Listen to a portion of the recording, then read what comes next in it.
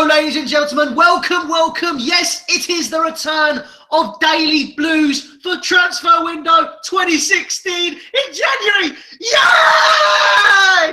You may tell I'm a little bit happy about this. So let's make sure we got one thing straight. We've let you know about it. I hope you've got your cup of tea. I have. Got it right here. And I also have a couple of biscuits. And let me just... Oh my God. Wow. Okay. There we go. But like I said, January transfer window 2016, it is here. And unfortunately, Eunice can't be here, Matt can't be here, but it is me and Mr. Daniel Charles to take you through it. How are you doing, my friend? I'm doing pretty well. I like your enthusiasm. It's pretty positive. So let's get back to it. It feels like deja vu all over again. It does. It's the best time of year, January or any transfer window. I just love it. Love it. Live and breathe it. Live and breathe. It's when I'm at my best. Work at my peak. Always thinking about it. But anyway, Daniel, you, my friend, have the first story, I believe. So fill me in. I'm going to get my cup of tea. Off you go. Okay, so we talked about this on, I think Thursday it was, when I did Lex Talk Chelsea. So it's about Radamel Falcao. So it's not really a player coming in. It's a player maybe going out. But Chelsea apparently might be struggling due to the Daily Telegraph saying that because of Falcao's injury setbacks over recent weeks and recent months, Chelsea might struggle to sell him. Send him back on loan because apparently they may struggle in some capacity to send him back to Monaco. But that's the story from the Telegraph. I think most of us expect that Falcao won't be a Chelsea player that much longer. But hey, this could impact that in some way. So let's discuss it. Falcao, I talked about it on Thursday. I've seen some comments about it. And we can discuss Falcao, what he's done at Chelsea, what we think of the whole situation. Could he do anything else at Chelsea? So back to you, Louis. Well, with that then, the first thing I will say is I was right. So, just putting that out there. Eunice, in August, when you said, he'll come back and reinvigorate, he'll be amazing. You were wrong. I was right. In your face. So I believe we had a bet. So we're going to have to figure out what that was. And then once that is decided, I think it might involve a forfeit on here, which would be quite fun. So if you want to do that, put it down in the comments. But anyway, in talking of Radamel Falcao, I don't think he has had a ref XOAGSNSD. It's the first person I saw, which have said it. Falcao is poor. He's right. He has been shocking. What is it? 1 goal in 214 minutes or something like that? For a striker of Falcao's caliber, it's not right, is it? I mean, you would be expecting someone like him to be notching the goals, and he took a pay cut. So it's not really worked out for him, has it? I mean, we've only really had Diego as our first choice striker, haven't we? He doesn't want to play Remy. Remy looks like he might be on the way out to Aston Villa, which I think is not a great move. I think he could, maybe have more of a chance at Chelsea. And I think he should do. I don't think he should be another one of those players that's loaned out. But anyway, Falcao's just failed to deliver. Don't know what you think about it, mate. What do you think? Well, he's had I wouldn't say he's had extended chances in the team, has he? I don't think he ever had a run of games at the start of the season. It was very stop and start. And then he had the injury, and it seems to be like he's just. It always seems to me that he's been injured this season, in weird ways. His season seems to just stop and start. We haven't seen him in a Chelsea shirt since the 31st of October against Liverpool when he came on as a late sub. And to be honest, I said on Thursday, I don't really blame Falcao. I don't think you can have a go at Falcao. I think you can have a go at the club for buying a player who has passed his expiry date, unfortunately, what it looks like to the level that we expect of a striker. He's not at the level that he was. And Chelsea have an appalling track record of this, of signing players who score against us.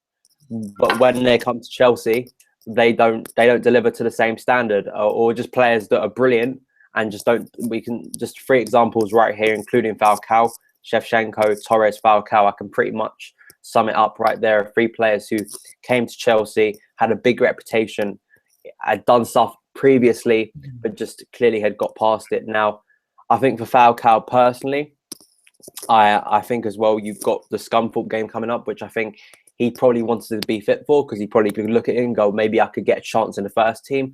But we've discussed there Loic Remy. If Diego isn't firing, which he hasn't been for most of the season, but he deserves his place on Sunday because of what he did against Watford. it should be Remy in front of Falcao every day of the week. And I think what we do with Falcao, I'm unsure.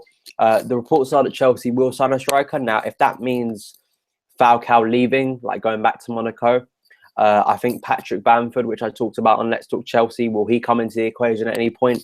We're going to have to wait and see on that one. But overall, it's a shame with Falcao, but I'm not even saying this on hindsight. I was very, what's the word? I've lost the word. I was very, I wasn't happy with the signing in January. I wasn't excited by the signing when I heard we were going to sign Falcao, because I thought that, sure, I looked at it on both sides. I looked at it and went, sure, it could work out.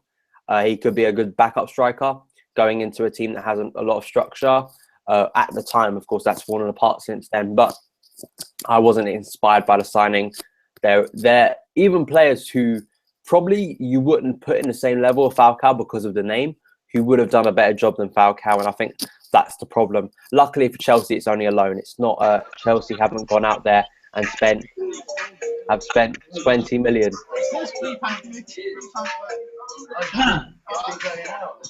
What the hell? Max, what are you doing? Sorry. Max, get lost. Leave. Sorry for the minor technical difficulty. He's obviously trying to rub in that he's at a party, but we don't care, because we're happy with Sky Sports. We're happy with the January transfer window, aren't we, Dan? How can anyone interrupt the sun? Anyway, let's carry on. Let's carry on. As I was just summing up there with Falcao, I think it was a bad mistake on Chelsea's part, and it looks like it's only going to end one way with Falcao heading out the door. Yeah, definitely. I completely agree with you there. He's not really, like you're saying, there's not been an extended run of games. He's not really been able to prove himself. For example, last season at Man United, he only scored 4 goals, and he he almost got an extended run of games there. He had a whole season. Didn't prove it. Didn't prove what he's capable of. And obviously, he's wanted to come to Chelsea to prove the Premier League what he is capable of. But his legs are gone. That knee injury at Monaco just completely dumbfounded him. I think his best days are behind him. I don't want to say he's past his sell-by date, because I reckon he could go to another league easily and start banging in the goals again. But it's all dependent on where he goes.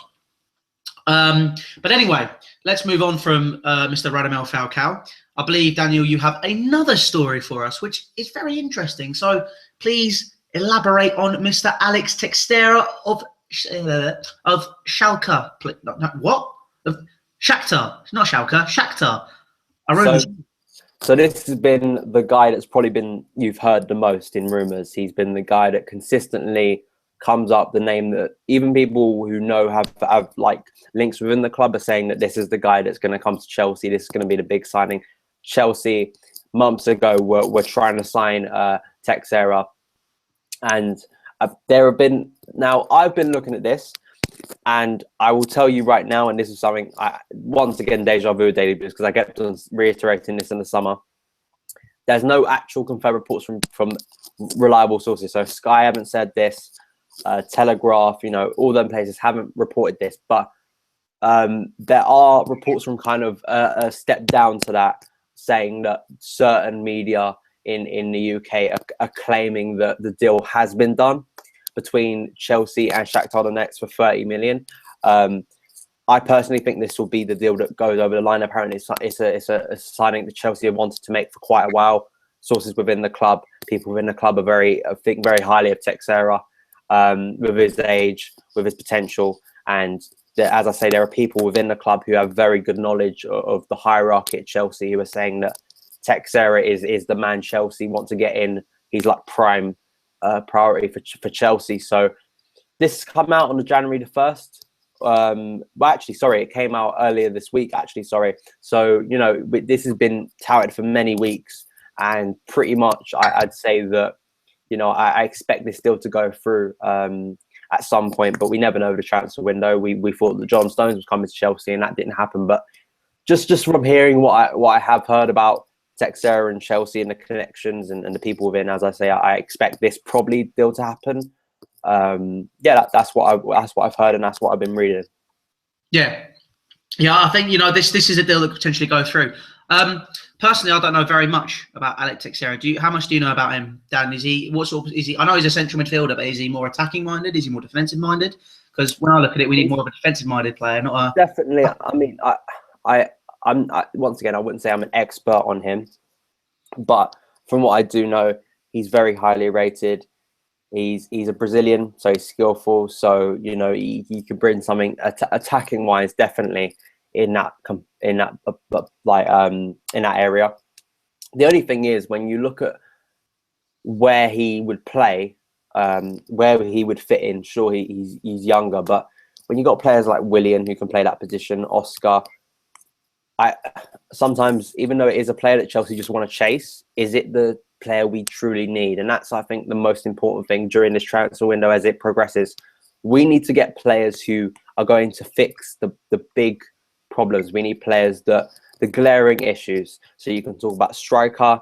You could probably, as you say, someone within that central midfield, and probably a defender. Those are the three positions that we're crying out for at the moment. So really, if we're going to go for a 30 million Alex Teixeira, sure, long term, that's a good signing. And I have no problem with Chelsea signing long term. I think it's something that Chelsea should be doing, should be trying to think past the next, I don't know, think further than 2 years, think 5 years, think 6 years. I think it's good that we have a club that in some ways are thinking like that. But the problem is if Chelsea are going to go and spend 30 million on Alex Teixeira and we spend nothing to that level for the rest of the transfer window, I'm sure all of us are going to be very underwhelmed and disappointed.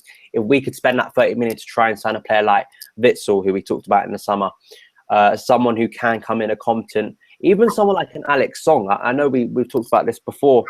I'm just throwing names out there at the moment, pretty much. And, someone who can come into that central midfield.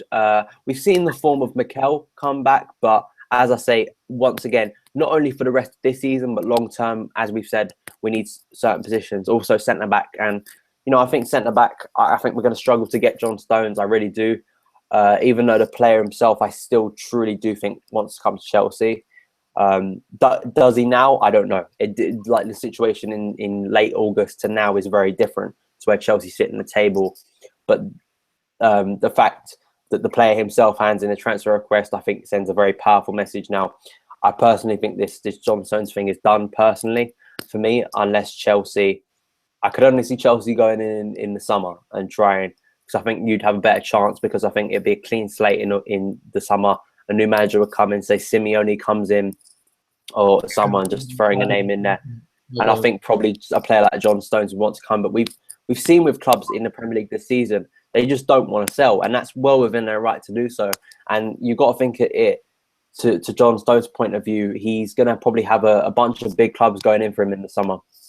And Chelsea probably nearly, unless a miracle happens, which we hope, in whatever shape or form that is, Chelsea won't be in the Champions League. Now, if you line up Manchester United, Chelsea, whatever other big club who may have a Champions League within them, that is a big attraction for players. I think that's one thing that people forget is such a massive attraction for players. So we'll have to wait and see. But I'm not saying this would be a bad signing, but I'm just worried that our club isn't going to strengthen where we need to. But will we be able to? January transfer window is historically a tough month to make good signings. I mean, we made Matic. We got Matic at the January transfer window a few years ago, but it'd be interesting to see. I mean, that's kind of my opinions on the whole situation. Yeah, I can see your angle completely, mate, and I completely agree. I think that we don't need to sign more attacking-minded players. Although, like you're saying, Chelsea are looking for long-term. We've already got long-term attacking-minded players out on loan, like we've been saying for the past few months. You've got Nathan. Will Alberti has said. Let me just get your comment. Okay. Honestly, I think we need to not buy more attacking midfielders and use our young players. I've seen Nathan Allen play for Vitesse, and he is class. I've not seen the guy play for Vitesse, but obviously that's something we're obviously going to have to have a look into.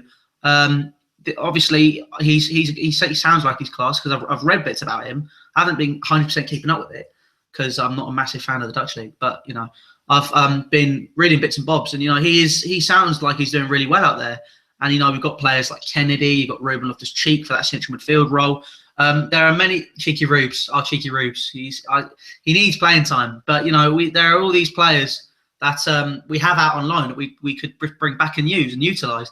I don't think Alex Teixeira, even though he sounds like he's a class player or he's very, very good for the future, I don't think we need him. And like you're saying, we need to strengthen the places that we need to, i.e. centre back. John Stones would be lovely. I'm still, like someone said in the comments, I am a bit bitter that we didn't get him.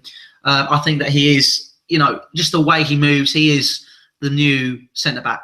There is no such thing as the old English defender anymore. John Terry is the last standing member of that lot where you just kick him, get him. That's gone now. It's all about, can you play the ball on the floor? And John Stones as a centre back is a master of that game. Can I just interrupt there on you're saying about John Terry? Yes. Sorry, can we just?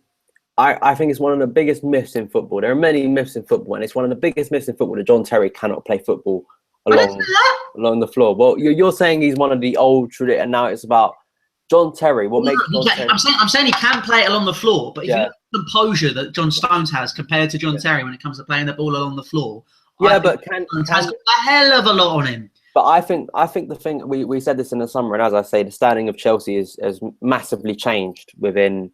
But then again, it can massively change in another couple of months. We know how quickly football can change in the landscape of the way. I mean, you look at the season Manchester United had with David Moyes, and everyone thought, oh, they ain't going to be able to sign anyone in the summer. And they ended up signing Di Maria. Sure, that signing long-term didn't work out. But, I think that things can change very quickly in football. Now, you talk about a player like John Stones. I thought one of the biggest positives to him coming to Chelsea was the fact that he would be able to play with JT, the best English central defender in the past 10 years.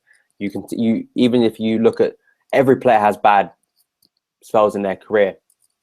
I think actually John Terry's had worse spells in his career than actually this season. That sounds ridiculous to where we are, but I've seen him play worse with injuries and stuff like that. So I personally think if John Stones could have come to Chelsea, it's funny, we're literally spending the first in August, we spent the whole summer talking about John Stones, and literally in January we're starting talking about John Stones again. But I think if he would have come to Chelsea, I think he would have worked alongside JT, and I think all the attributes John Stones had, which make him one of the best defenders, young prospects, I think he has to start as one of the two central defenders in the Euros for me.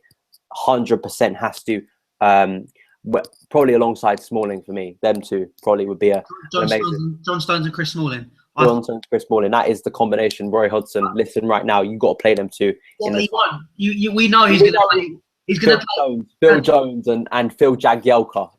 He'll play Gary Cahill and Jagielka, and then Gary Cahill and Jagielka. Seriously, Jagielka. That will be the luck. He doesn't experiment, but we're not here to talk about the Euros. No, but what I'm saying is, as I said, I think that all the attributes that JT has that John Stones doesn't have in his career right now could have been helped. But who else could we have other than John Stones? Who, as a central defender, could we bring back? Now, if I was to say to you, Papi Dillabodji, I had a comment on one of my videos that said, it was like a question going, how many minutes will KSI Dillabodji play? And I was like that's what people think of him. Now, personally, I think that I don't know. It was another weird signing, Emanalo, that guy. That lovely person. That lovely guy. That lovely guy. That stunning guy. That did that brilliant interview. I mean, that guy. I love him. I love him. He's such a cool bloke. There's nothing shady or two-faced about him at all. I mean, he's just such a respectable guy. But no. On who else could we get? Who do you think realistically? Also in the comments, guys, let me know who realistically could we get a centre back. Now, if I was to tell you that in the next 5 games, Chelsea strengthen at the back. I'm not talking about transfers. I'm talking we look better in defence. We saw on Monday that JT and Zuma. I saw an improved performance on Monday. Now, whether they can replicate that on Sunday is another question. But especially a player like Zuma and JT, if they start to play better, how much do a defender do we need in terms of, like, I'm talking about the quality of a defender? Like, because right now you probably say we need a defender who can go straight into the first team. But if those two players do get better over the second part of the season, do you think we should wait, maybe get someone in who can who could fill that role, and then going for John Stones in the summer that's just the question. Yeah, I think maybe going for John Stones could be a deal which would do really, really well for us. Obviously, using that, he might go to Barcelona, you know, because like I'm saying, with his composure, that tiki-taka style of football. I think that, you know, we could go for him, but it's going to be difficult. But in terms of people we could bring back, bring back, that's what I'm going to move on to. Or instead of buying people, Thomas Callas from, you know, I thought he was, I know we go back to it, it's 2-3 years ago now, but when he came into that game for Liverpool, no one would have started him. You wouldn't have thought, you know, let's start Thomas Callas. Comes in, does a proper job. He's in the squad for the rest of the season, on the bench, pushing for the team, and then all of a sudden, gosh, he's straight out. He's back out on loan. I believe he's at Middlesbrough now still. But I honestly think, you know, what we're saying about maybe bringing a defender to look a bit more solid, he could do the role which, you know, Ivanovic was filling in. And, you know, he's been getting trounced all season. It's the only I think the reason we're lacking defensively is pace.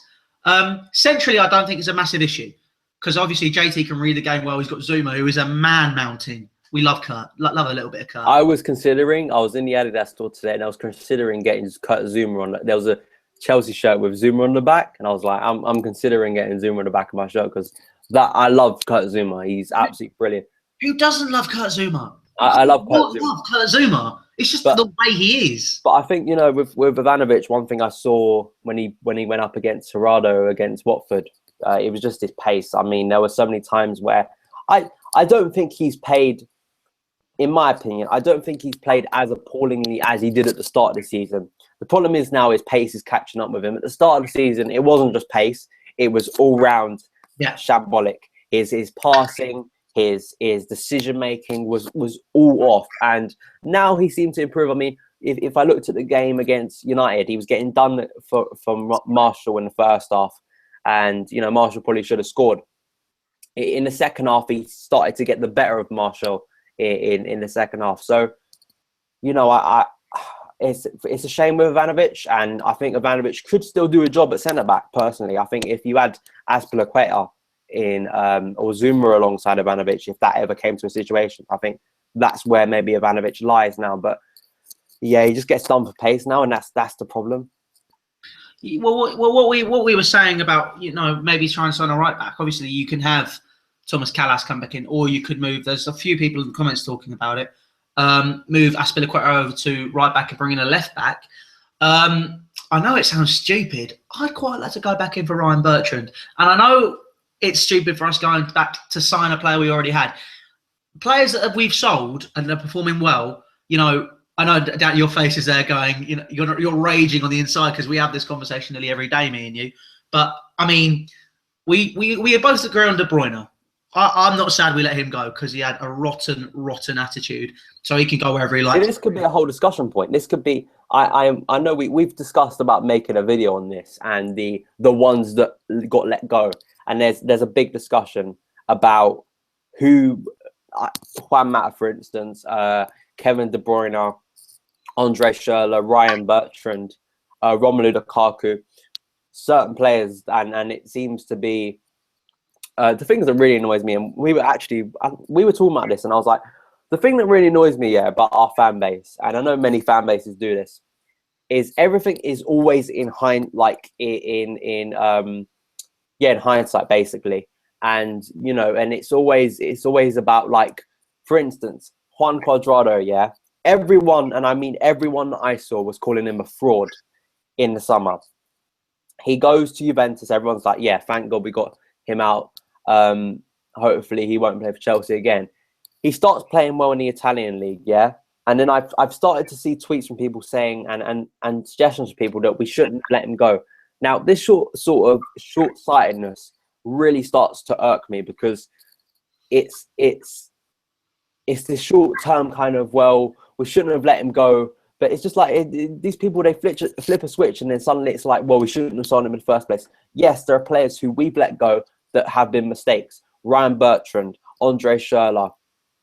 I think Juan Mata now, even though I say Juan Mata, the reason I say Juan Mata, and Yeah. I'm kind of mixed about it. And you can, I had an argument with you, I think it was in the summer, about why I didn't think it was a bad move.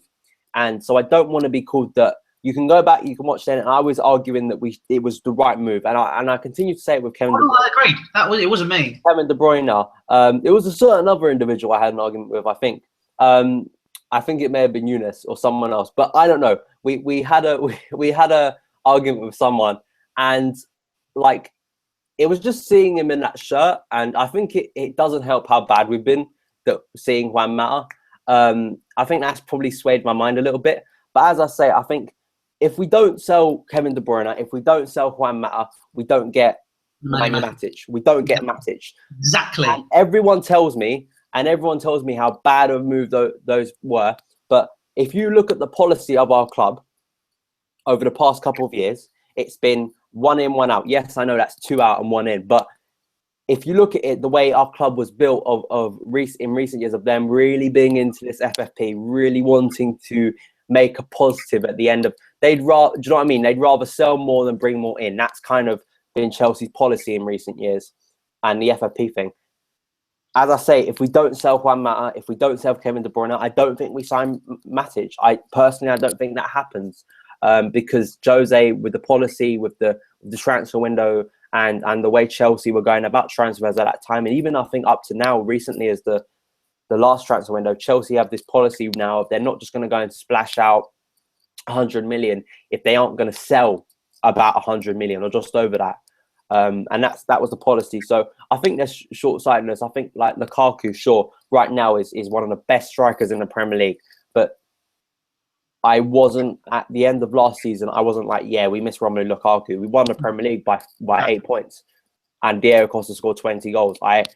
So that's why I'm talking about short-sightedness. Yes, sure, those players could have given us something. I think a load of them had attitude problems that I think were problems, and I think maybe problems in the future for those players.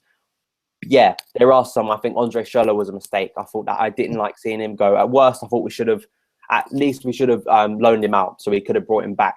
The issue with loaning our players out, with Chelsea loaning players out, and this is where we cannot argue with fans of rival clubs. Our policy with loan players is shocking. It's shocking. It is, but it comes back to you. It's come back to youth, and we could discuss youth more in another show. But that's another thing that gets on my nerves with youth, our youth policy. Yeah, I mean, if you look at it, if we'd loaned out Andre Schürrle, he would become another forgotten soul. I kind of think it was the best. We shouldn't have let him go. He was getting into the team, but Mourinho, I thought it was a bit too lightweight. But he was a workhorse. He was a Chelsea fan. He'd go up and down that pitch. I remember him saying when he signed, "I'm a Chelsea fan," and that's not. People can say what they want about he said it because he signed for Chelsea and they're a big club and he's trying to win over the fan. He said Frank Lampard was his favourite player. He said when he was growing up, he had a poster of Frank Lampard in his bedroom. Exactly. But this Ace Jatta has just made a good point. We could have a B team with our loanees. Too right, mate. And if I'm honest, this is where I think the B team leagues might have been quite a good thing for the. I know you disagree because you like lower league football, but obviously I think the B team leagues could have been quite a good move for the Premier League and all England's youth and all the youth of all the countries. It would just work wonders if you ask me. But we'll save that debate for another time. But obviously, like we're saying with Romelu Lukaku, if we could get him back, that'd be brilliant right now. Top scorer with Jamie Vardy, 15 goals this season. That could be a good move. It probably won't happen.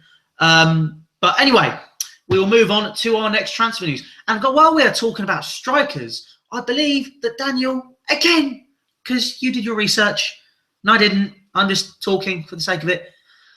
Striker, mate, who are you looking at? Striker.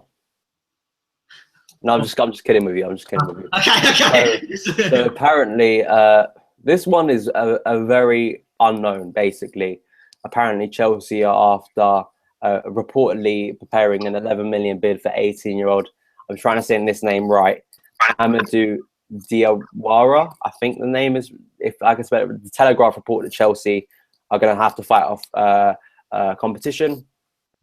He's a young prospect, so once again, I get frustrated with these stories simply because it's more just us bringing in players, stockpiling them out on loan, not playing our younger players. It's like a vicious cycle, and that's the problem with it. I just don't see how this signing benefits our club in any way, shape, or form. Yeah, I completely agree. He'll be another youth player. We'll never. This is going back to that point. Do you know when we were? Do you know we signed a player called Wallace, and we've never seen him like I remember he played for the pre-season. I remember Chelsea being really funny enough, that's what I thought the fate of Kennedy would be. I thought Kennedy would come in, play in pre-season, and never play for Chelsea again. But luckily that hasn't been the case. But he should be playing more. That's the fact. But we with these transfers, unless we're talking about like transfers that are coming in, it's just the same old story with Chelsea recently. It's buy a player, loan him out, never plays for Chelsea, gets sold on for a higher price. Yes, sure, in business terms it's good, but for our youth team and for our youth prospects, I mean, I personally think when we talk about like Paul Pogba, people say, let's get Paul Pogba, because I've seen a rumour that apparently Cesc Fabregas, another rumour, Cesc Fabregas, apparently Indy Kaler on Twitter have said this, and he's a reliable source. I tell you right now, he gets a lot of stuff spot on. Before we carry on, then I completely agree with Dan there. Make sure you follow Indy Kaler on Twitter. Brilliant transfer news, is always up to date. In fact, he might be even before Sky Sports. So make sure you follow him. Dan, carry on. I'm very sorry I interrupted the son.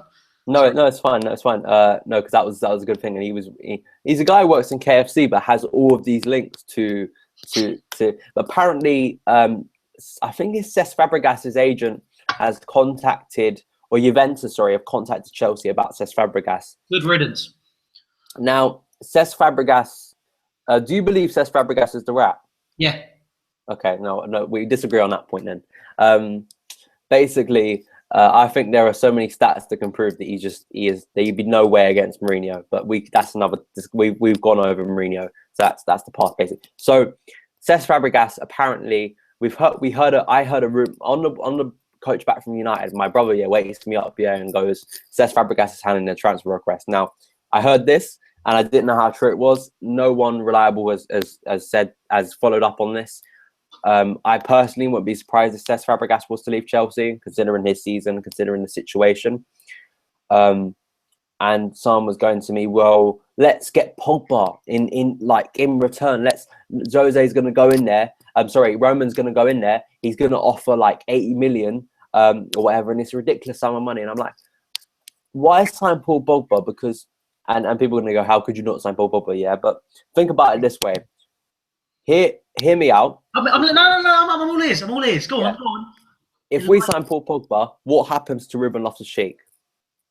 We've had this debate, and that lasted about an hour. That was on another Daily Blues live stream where we were talking about that. That debate lasted an hour, and Eunice couldn't shut me and you up. That was that. No, but what happens to Ruben Loftus-Cheek if Paul Pogba comes to Chelsea? Shut up! Let's not have that conversation.